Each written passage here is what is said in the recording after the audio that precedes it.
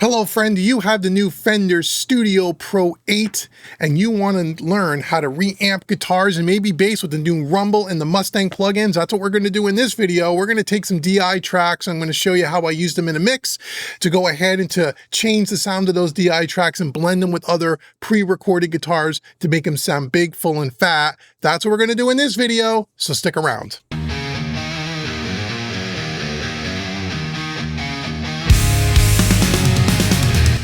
Okay, friend, welcome back. So this week we're going to take a look at a couple of the new plugins in action here in Fender Studio Pro 8. We're going to take a look at the Rumble plugin, which is the bass plugin, and we're going to take a look at the Mustang plugin, and I'm going to show you what I did in a mix that I did for my new Fender Studio Pro 8 mixing course, which the link will be in the description box below, and you can take 25% off that course by using the coupon code YouTube25. All the information's below. You'll get the multi-tracks for this song. You'll see me mix the song from start to finish in real time and show you some of these plugins as well in action. So check out that course if you have Fender Studio Pro 8. You're really going to love it. Now, one of the biggest improvements to Fender Studio Pro 8, as I said in my original first impressions video about a month or so ago, is the addition of the Rumble plugin and the Mustang plugin. That to me, yeah, they got the studio reverb. That's really cool too. But these two things were a really huge improvement to Fender Studio Pro from the old PreSonus Studio One. Now, even though they've added the Rumble and the Mustang plugins, you still have access to the PreSonus plugin Empire, which can't hold a candle to this thing. That to me, in my opinion, was one of the worst guitar bass plugins of any I've ever used. That Empire. This thing is a way better, 10,000 times better. So anyway, let me show you what I did. So before we do that, let's listen to this beginning of a little sample of this song here. The song we're using today is by James D. Cooler. The name of the song is There's a Feeling. Again, you'll have all these multi-tracks if you pick up the course below. Thank you, James, for letting us use this song in this video and in the course, and I'll put all of James' links down below as well, so you can check him out. We've used a lot of his songs before on this channel, and James is a great artist, and we really appreciate you letting us use the song. So here is a little sample of the first verse or so of There's a Feeling by James D. Cooler, and then we'll break down and I'll show you how I use some of these plugins to kind of enhance the bass and the guitar sounds. Here we go.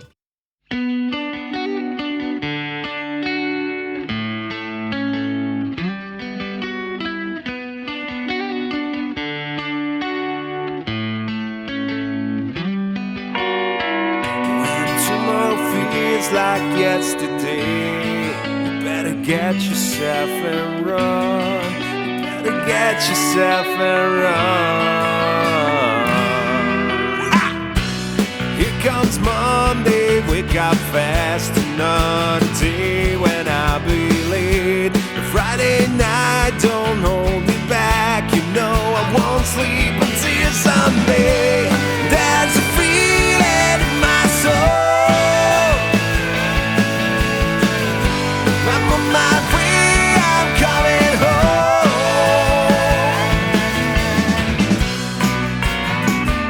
So There's a Feeling by James D. Cooler. Again, links in the description box below if you want to get those multi-tracks along with the mixing course, brand new, 25% off. Use the coupon code below. Okay, so I use this in a bunch of different places, right? This thing is awesome.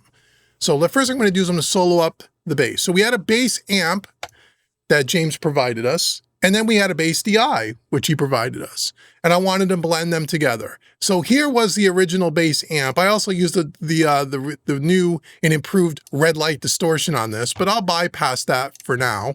And we'll just listen to the bass amp. Here is the bass amp on its own, the one that was recorded in James's studio.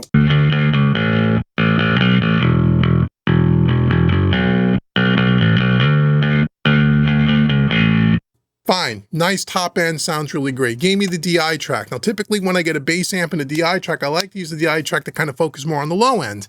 So if I were to take the DI track and solo that up, here was the DI track before. Let me open up Rumble. Let's bypass Rumble. Here's the original DI.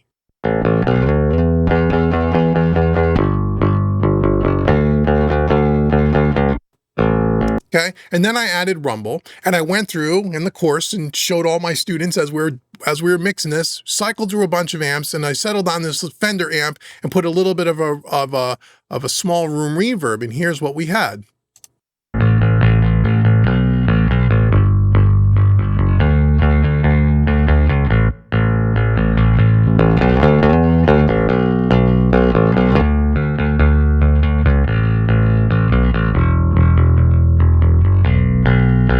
So it just sounds great. Focuses more on the low end. We'll let the amp track work on the top end. And I just went ahead and just did this at a 210 rumble cabinet here. And in this nice little Fender Tweedy kind of thing. And again, what's great about this plugin is you can just click on amp replace down here, and you can go ahead and you can cycle through all the different amps if you wanted to. I use the Bassman TV amp, but they have all kinds of stuff. So we can just cycle through a few just so you can kind of get a vibe for what it does.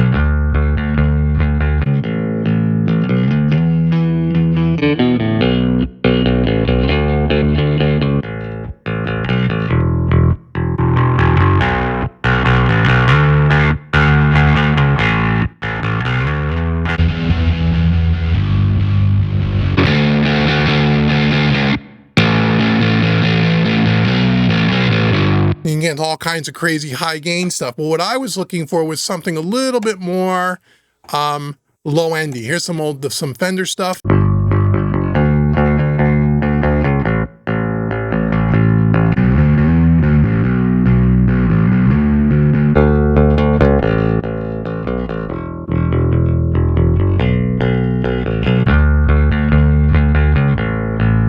And I kind of settled on the Bassman TV, which I really enjoyed that a lot. Now again, you could even change the cabinet. We went with a 210 cabinet, but if I wanted something a little bit more low endy, I guess we could have done that. Let's see what other choices we had here that I didn't choose. Here's a 1.8.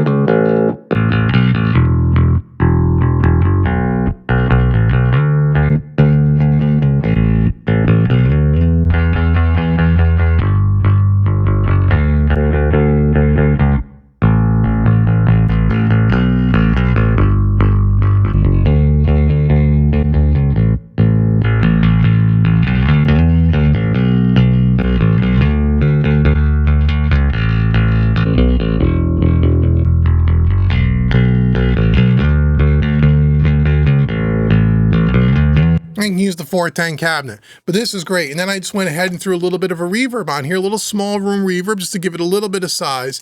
And this is great. So once again, I went from this, the original sound, just back up.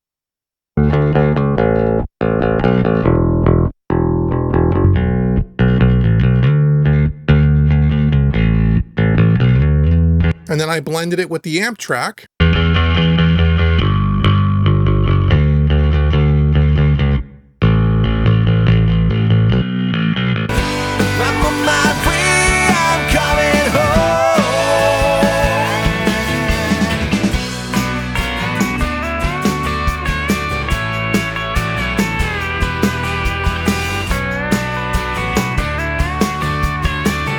Really great, love it. So that's one use that I had. I also used the red light distortion, as I said.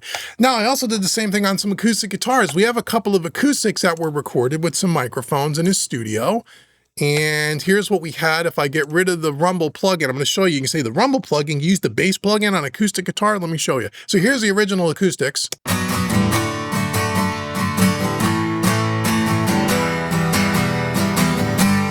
Okay, and then I use, let me just open up one side here. In the Rumble plugin, they have the Rumble 800 here. It's like which sounded really great. Let me turn that on. I did it on both sides here. It just cleaned up the sound a lot, which I really like. So I experimented with it.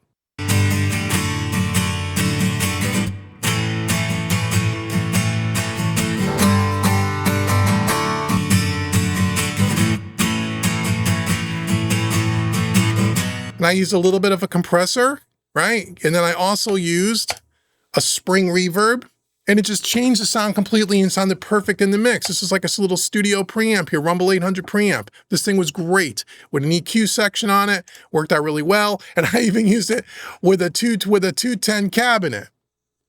Again, you can use whatever you want, but again, you can use something like this for even acoustic guitar, and it sounds great. At least I think it does.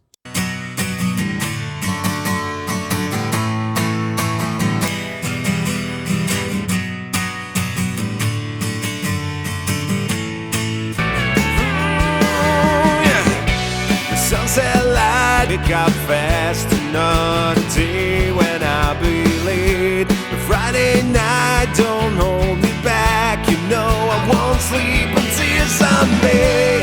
There's a feeling in my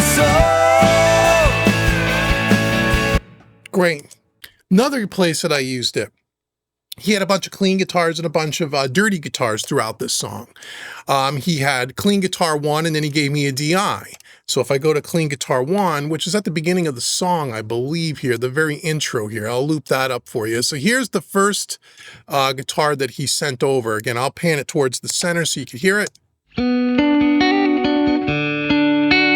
And then we used the new beautiful studio verb, by the way. I'll leave that on. That's for another video. But here's the original track.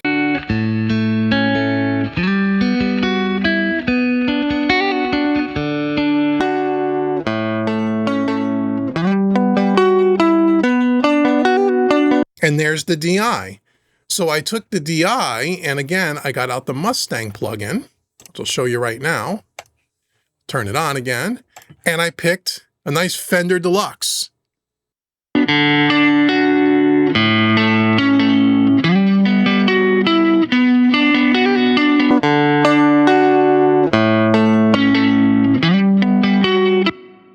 Which sounded great. And I used a little bit of the compressor. I had the simple compressor that I used, and then I used this 65 spring reverb. Sounds awesome. I love this thing. Sounds really great.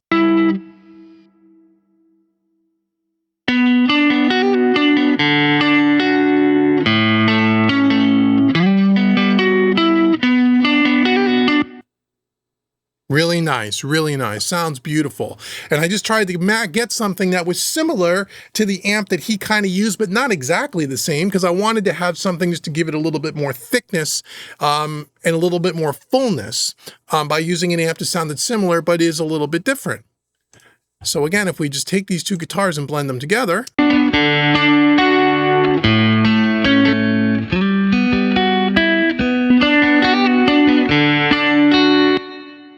And then by adding the studio verb to the original track, that was great. I did the same thing on Clean Guitar 2, which is very similar to Clean Guitar 1, just playing a different line. And then when we came down to the distorted guitars, we did the same thing. Let me loop up some distorted guitars for you here, just so we could hear some of that. Here we go. So we had a couple of pairs of distorted guitars playing some big chords here. Let me just get this up here. So again, I'll pan this. Let me go back and repan these over to the left and the right, because I panned them hard left and hard right on the cleans. On the dirties, I took guitar 1, the amp and the DI, and put it to the left, and then guitar 2, the amp and the DI, and put it to the right after I used the Mustang plugin. But for now, I will put them back in the center just so we can hear them. Here was the original guitar 1, his amp.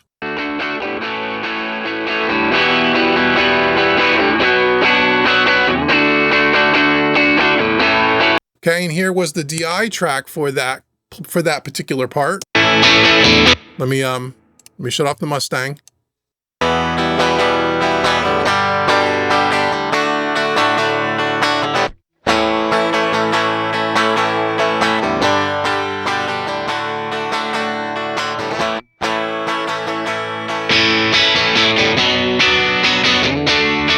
And I used their British 60s, which is the AC30, and tried to blend it with the other one. It sounds bright on its own, but in the mix, it cuts through really nice. I'll show you that in a minute. But I just used the AC30 here. I used the cabinet that came with it, right? And then I used a little bit of compressor and a spring reverb and dialed it in.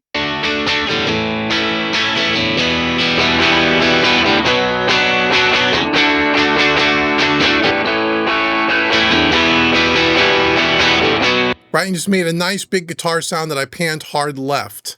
And then I had the same thing on the right side here. Let me bring this over to the center so you can hear it in the center of the mix. And then I'll solo this up. Here was guitar 2, his amp.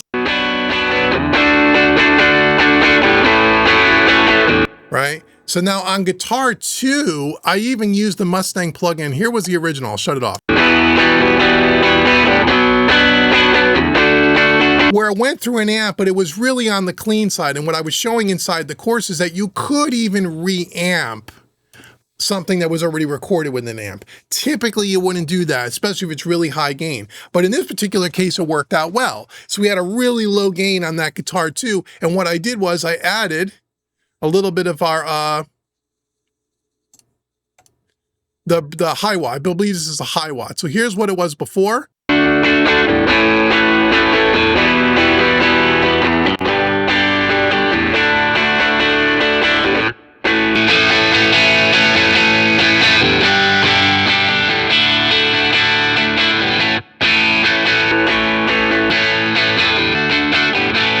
Just to give it a little bit more dirt, just a little more dirt, because in the mix it blended in really nice. Then I took the DI track, the original DI track, which is this.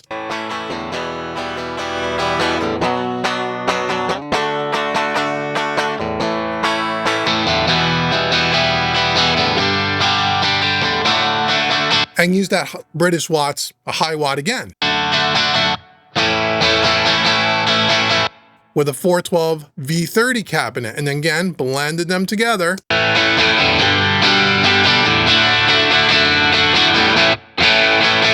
Which really cleaned up well, let me just put this in the center one more time. I'll bypass these two plugins. Here's those two guitars as they came to me.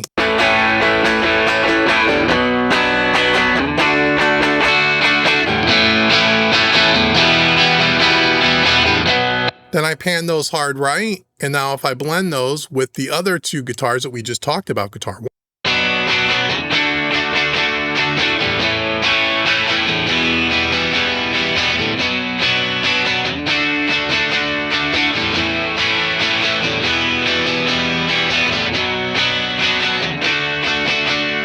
If I take all 4 of those guitars and take away the Mustang plugin, here's what those 4 guitars sounded like.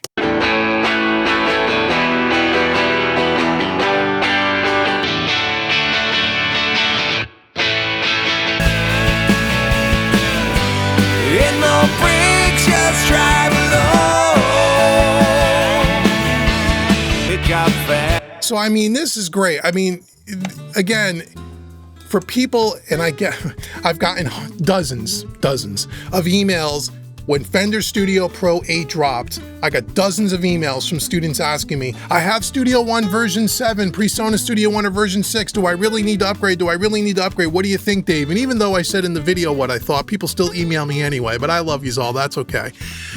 Here's what I said in the video of my first impressions, and here's what I'm going to tell you again today. Especially after using Fender Studio Pro 8 and this mixing course, link in the description box below. Just for the Mustang and the Rumble plugins alone, it's worth the upgrade. Now, the way I understand it, and again, check their website for current pricing, if you already had a PreSonus Studio One, whatever they called it, plus their subscription, if you had their subscription, it didn't cost you anything to get their subscription. Okay, and you still have a perpetual license that at the end of your subscription period, if you cancel whatever version you have, I believe that's still a perpetual license, so you don't lose the software if you cancel the subscription. Check Fender's website to confirm that, but I'm almost certain that's the way it is as I sit here right now.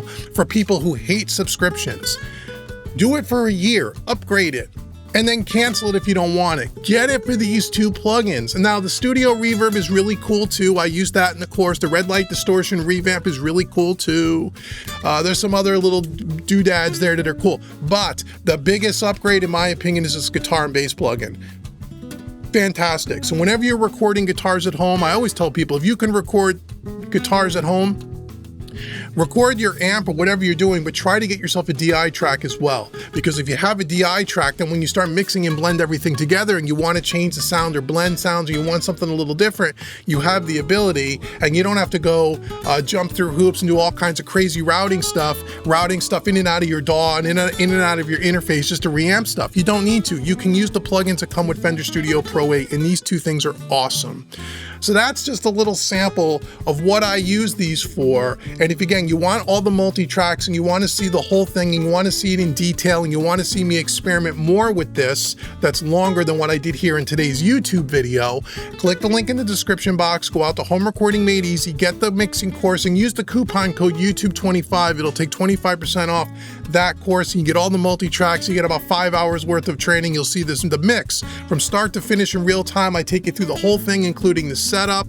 Great for people that are new to mixing or less than a couple of years of experience, especially if you're using either PreSonus Studio One or Fender Studio Pro 8. So let me know what you think in the comments below. Have you upgraded to Fender Studio Pro 8 yet? Have you used these two plugins and what do you think of them? I'd love to know. Leave comments below. And until the next video, when we check out some more cool stuff in Fender Studio Pro 8, I've been Dave with HomeRecordingMadeEasy.com. Thank you so much for watching me today, everybody, and I'll see you guys in the next video.